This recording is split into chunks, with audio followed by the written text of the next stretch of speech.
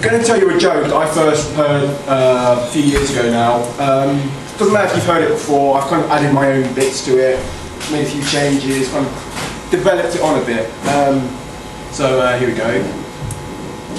3 blokes walk into a bar.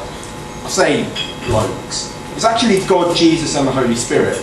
Now I know what you're thinking, God, Jesus and the Holy Spirit walking into a bar. That's preposterous. They're 3 forms of a single entity. They are 3 manifestations of the Holy Trinity. But that would work in the context of this story because it would just sound like God's a schizophrenic or something. So for this we'll assume that they're each separate entities with separate personalities, with their own physical forms, that can exist within the same physical space at the same time and interact with each other and us other mere mortals. Anyway, I digress, back to the joke. God, Jesus and the Holy Spirit walk into a bar, and it's one of these themed pubs.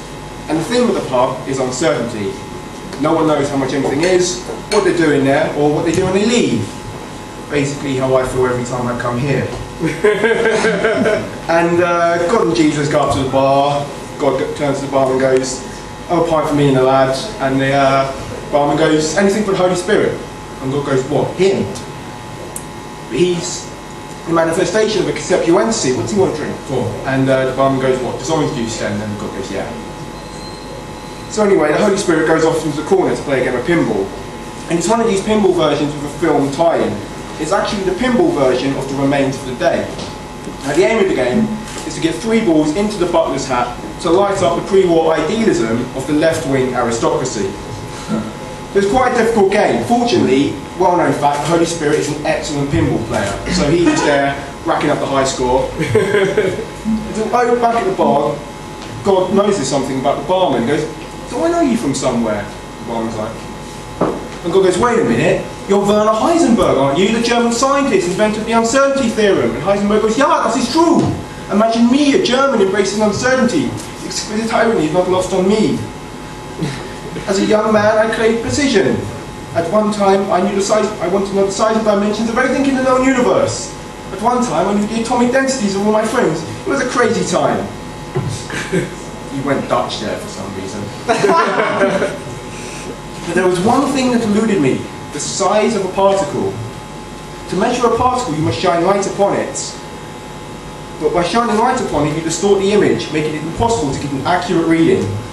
So I continued to use smaller and smaller amounts of light, until I came across the smallest amount of light known to man. The glove box light from a 1974 Austin Maxi. And still this was too much. And God goes, "Shut up, mate, the strippers are on."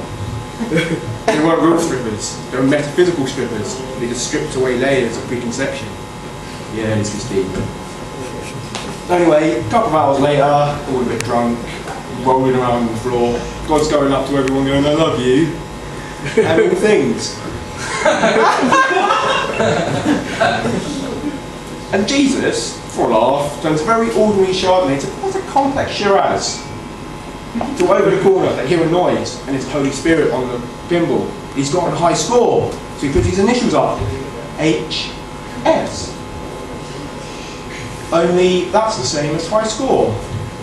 So it's as if the whole thing never happened. Good night.